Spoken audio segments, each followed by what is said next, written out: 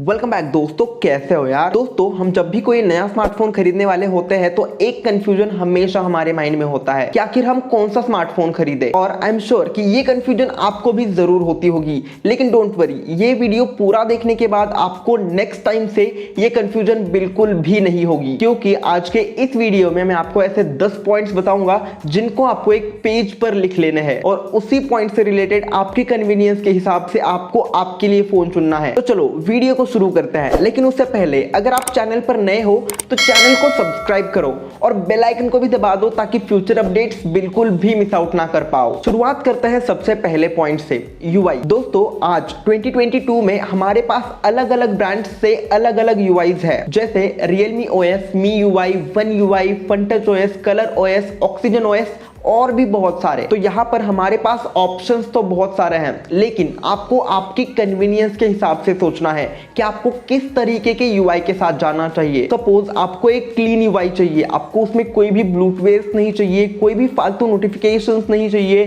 कोई भी फालतू एड्स नहीं चाहिए, तो आपको जाना चाहिए स्टॉक एंड्रॉइड की तरफ। लेकिन वहीं पर अगर आपको आपके फोन में भर भर के फीचर्स चाहिए, भर भर के जेस्टर्स चाहिए, आपको कोई फर्क नहीं पड़ता ब्लूटवेयर से, आपको कोई फर्क नहीं पड़ता एड से, तो आप किसी भी यूआई के साथ जा सकते हो, चाहे फिर वो Realme UI हो, MIUI हो, Color OS हो। इन सभी OS में आपको एड्स देखने के लिए मिलते हैं। तो एट द एंड ये आपको डिसाइड करना है कि आप कौन से यूआई के साथ कंफर्टेबल हो। दूसरा पॉइंट, कैमरास। अब यार यहाँ पर ना काफी सारे बड़े बड़े सेंसर्स हैं, 108 मेगापिक्सल सेंसर, 64 मेगापिक्सल सेंसर और अभी जो ट्रेंडिंग में है वो है 50 मेगापिक्सल सेंसर। लेकिन यहाँ पर आपको बिल्कुल भी भटकना नहीं है।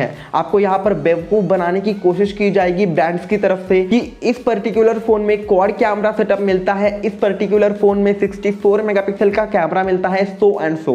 बट आपको ये सोचना है कि आपको लेना है कैमरास के लिए फोन या फिर नहीं लेना है। अगर लेना है तो किस चीज के लिए लेना है, आपको वीडियोस बनाने के लिए लेना है, आपको फोटोज क्लिक करने के लिए लेना है, या फिर आपको सेल्फीज क्लिक करने के लिए लेना है। उसी के हिसाब से आपको आपके फोन में कैसा कैमरा होना चाहिए वो डिसाइड करना है। Third point, battery and fast charging. अब आजकल हर किसी फोन में 4000 से 5000 मिली एम्प पावर की बैटरी तो मिनिमम आती ही आती है, और कई सारे स्मार्टफोन्स तो ऐसे भी है जिसमें आपको 6000 मिली एम्प पावर की बैटरी देखने के लिए मिलती है। तो मुझे ऐसा लगता है कि अभी के लिए हमें बैटरीज पर ज्यादा ध्यान देना नहीं चाहिए, क्योंकि ऑलरेडी हमारे स्मार्टफोन्स में काफी बढ़िया बैटरीज आ रही है। लेकिन जहां पर फास्ट चार्जिंग की बात आती है वहां पर हमें थोड़ा सोचना पड़ेगा, क्योंकि अभी इंडियन स्मार्टफोन मार्केट में कई सारे फास्ट चार्जर्स घूम रहे हैं, जैसे 18 वॉट का, 33 वॉट का, 50 वॉट का, 65 वॉट का, 120 वॉट का, और अभी अभी तो Realme की तरफ से आया है 150 वॉट का चार्जर। तो ये आपको डिसाइड करना है कि कौन सी चार्जिंग स्पीड आपके लिए सेफ और सिक्योर होगी।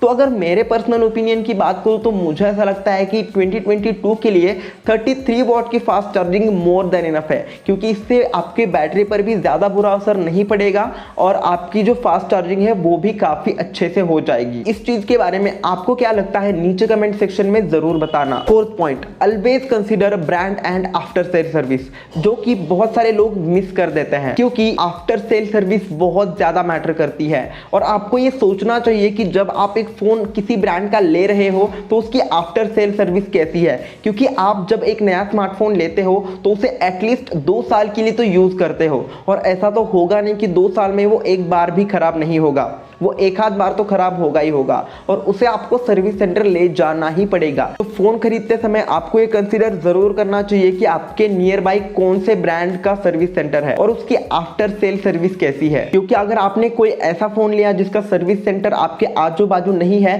तो आपको 2 चीजें करनी पड़ेंगी। एक तो आपको बहुत दूर ट्रैवल करना पड़ेगा, और दूसरी चीज आपको किसी लोकल शॉप वाले से आपके फोन को रिपेयर करके लेना पड़ेगा, जिसकी वजह से आपके फोन की वारंटी खत्म हो जाएगी। अगला पॉइंट है बिल्ड क्वालिटी। अब इस चीज के बारे में तो ज्यादातर लोग कंफ्यूज ही रहते हैं कि प्लास्टिक बैग के साथ जाए या फिर ग्लास बैग के साथ। पर्सनली मेरी बात करूं तो मुझे ऐसा लगता है कि दोनों के अपने अपने फायदे हैं और अपने अपने नुकसान हैं। जैसे अगर आप प्लास्टिक बैग के साथ जाते हो तो वहां पर आपको स्क्रैचेस जल्दी देखने के लिए मिलेंगे, लेकिन उसका प्राइस थोड़ा सा कम होगा as compare to glass bag. वहीं पर अगर आप ग्लास बैग के साथ जाते हो तो वहां पर आपको काफी जल्दी स्क्रैचेस देखने के लिए नहीं मिलेंगे, बट उसका प्राइस थोड़ा सा ज्यादा होता है। और ग्लास बैग और प्लास्टिक बैग में सिर्फ यही दो चीजें नहीं है, और भी बहुत सारी चीजें हैं जिनको आपको डेफिनेटली चेकआउट करना चाहिए। बाकी जितना मुझे पता है आजकल ज्यादातर लोग फोन को कवर लगाकर ही यूज करते हैं, लेकिन यहाँ पर फ्रंट साइड में आपको ग्लास प्रोटेक्शन चाहिए ही चाहिए, क्योंकि फ्रंट साइड से ज्यादातर फोन हमारे हाथ से गिर जाते हैं और वहां पर कोई प्रोटेक्शन भी नहीं होती। तो इस चीज को जरूर चेकआउट करना कि आपको उसमें गोरिल्ला ग्लास की कौन सी प्रोटेक्शन मिल रही है, मिल भी रही है या नहीं मिल रही। नेक्स्ट पॉइंट है डिस्प्ले। अब ये एक ऐसा पॉइंट है जिसके बारे में मैं हर वीडियो में बताता रहता हूँ, और मुझे ऐसा लगता है कि इस चीज के बारे में आप में से कई सारे लोगों को ऑलरेडी पता होगा कि कौन सा डिस्प्ले अच्छा होता है, कौन सा डिस्प्ले खराब होता है। फिर भी जिन लोगों को नहीं पता उनको मैं शॉर्टली बता दूं कि एमोलेड डिस्प्ले सबसे अच्छे होते हैं, उससे थोड़ा सा नीचे आते हैं IPS LCD डिस्प्ले, और उससे नीचे आते हैं TFT डिस्प्ले। बाकी अभी अभी एक फोन लॉन्च हुआ है TFT डिस्प्ले के साथ 18,000 में। उसका नाम क्या है पता है आपको?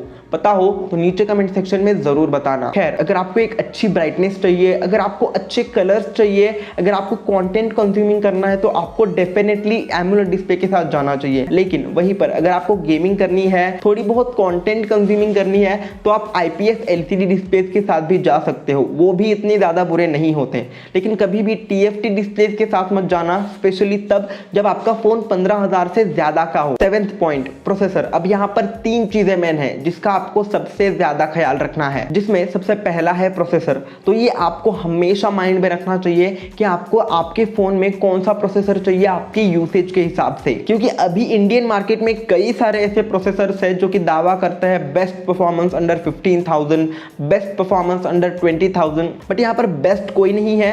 बेस्ट वो है जो कि आपके लिए अच्छा हो। दूसरी चीज रैम, आपको 6GB रैम के साथ जाना चाहिए, 4GB रैम के साथ जाना चाहिए, या फिर 8GB रैम के साथ जाना चाहिए, ये भी आप ही को डिसाइड करना है। और तीसरी चीज रोम, आपको किस स्टोरेज के साथ जाना चाहिए, आपको 128GB के साथ जाना चाहिए, या फिर 64GB के साथ जाना चाहिए, या फिर 256GB के साथ जाना चाहिए, ये भी आप ही को डिसाइड करना है। लेकिन एक चीज क्लियर रखना कि रैम DDR4X के कम नहीं हो, और जो स्टोरेज है वो UFS 2.1 से कम नहीं हो। बाकी मेरे हिसाब से मोर देन 95% यूजर्स के लिए अंडर 20,000 में जो भी स्मार्टफोन्स आते हैं उनमें अच्छे प्रोसेसर्स होते हैं, लेकिन आपको ढूंढने पड़ेंगे। साथ ही साथ बहुत सारे ऐसे स्मार्टफोन्स हैं अंडर 20,000 जिनमें कि आपको UFS 2.1 स्टोरेज और DDR4X की रैम भी मिलती है। अगला पॉइंट प्रोसेसर से रिलेटेड ही है कि आपको 4G स्मार्टफोन के साथ जाना चाहिए या फिर आपको 5G को कंसिडर करना चाहिए। तो मेरे भाई ये अप्रैल 2022 चल रहा है और आज से 7 से 8 महीने बाद हमें 5G एक्सपीरियंस करने के लिए मिलेगा इंडिया में। तो डेफिनेटली आपको एक 5G स्मार्टफोन के साथ ही जाना चाहिए। और मुझे ऐसा लगता है कि इस चीज के बारे में आपको ज्यादा सोचने की जरूरत नहीं है अगर आप कोई स्मार्टफोन लेते हो 15,000 से ज्यादा का, क्योंकि आज ज्यादातर स्मार्टफोन जो कि 15,000 से ज्यादा के आते हैं उनमें आपको 5G देखने के लिए मिलता है। 9th point, whether be by offline और ऑनलाइन। मेरे हिसाब से ये सबसे ज्यादा इंपॉर्टेंट पॉइंट है, क्योंकि इस पॉइंट का असर सीधे सीधे आपके फोन के प्राइस पर पड़ता है। बाकी इस पर मेरी एक एडवाइस है कि जहां से अच्छी डील मिले वहां से उठा लो, क्योंकि पैसे अपने लग रहे हैं। बात करते हैं हमारे वीडियो के लास्ट पॉइंट की, बजट। दोस्तों इस पॉइंट को मैंने जानबूझकर वीडियो के एंड में रखा है, क्योंकि हम कई बार भटक जाते हैं। जैसे अगर आपको एक फोन खरीदना है 15,000 का और आपके यूसेज के हिसाब से मैंने जो अभी 9 पॉइंट बताए इससे पहले, वो सब ये फुलफिल भी कर रहा है, लेकिन अब दिक्कत ये हो जाती है कि आपको 17,000 में एक और फोन दिख जाता है जो कि इससे थोड़ा सा बेहतर है, और आपको ऐसा लगेगा कि 2,000 और खर्च कर देता हूं और 17,000 का ही फोन लेता हूं, 2,000 से क्या ही फर्क पड़ जाएगा, जो कि आपके हिसाब से सही है। लेकिन आप खुद सोचो कि 15,000 का फोन जो आपके सारे जरूरतों को फुलफिल कर रहा है, वही फोन आप 17,000 में खरीद रहे हो। ये चीज अलग है कि उसमें आपको कुछ एक्स्ट्रा फीचर्स मिलते हैं, लेकिन आपको ये सोचना है कि क्या आप उसे यूज करोगे। अगर करोगे तो आपको ऑब्वियसली 17,000 का फोन खरीदना चाहिए, और अगर नहीं तो आपको डेफिनेटली 15,000 के फोन के साथ ही जाना चाहिए, आपके 2,000 रुपए बचाकर। और ये चीज सिर्फ यहीं पर खत्म नहीं होती। आपका जो भी बजट है, चाहे वो 15,000 हो, 20,000 हो, 30,000 हो, 40 हो, 50 हो, 1 लाख हो, आपको आपका बजट फिक्स रखना पड़ेगा, तभी आप कोई एक पर्टिकुलर स्मार्टफोन खरीद पाओगे। नहीं तो आप वही करते रह जाओगे कि ये लूं या फिर ये लूं या फिर ये लूं या फिर ये लूं, क्योंकि आपके पास वेरिएशंस रहेंगे प्राइसेस में। तो बस इस वीडियो में इतना ही था। जैसा कि मैंने आपको शुरुआत में बताया कि आपको इन 10 पॉइंट्स की लिस्ट बनानी है और ये चूज करना है कि आपकी यूसेज के हिसाब से आपके लिए कौन सा स्मार्टफोन बेस्ट रहेगा। बाकी इस वीडियो के लिए इतना ही था। अगर आपको ये वीडियो पसंद आई हो तो वीडियो को लाइक और चैनल को सब्सक्राइब करके बेल आइकन को जरूर हिट कर देना, ताकि फ्यूचर अपडेट्स मिस आउट ना कर पाओ। मैं आपसे मिलूंगा अगली वीडियो में, तब तक के लिए जय हिंद।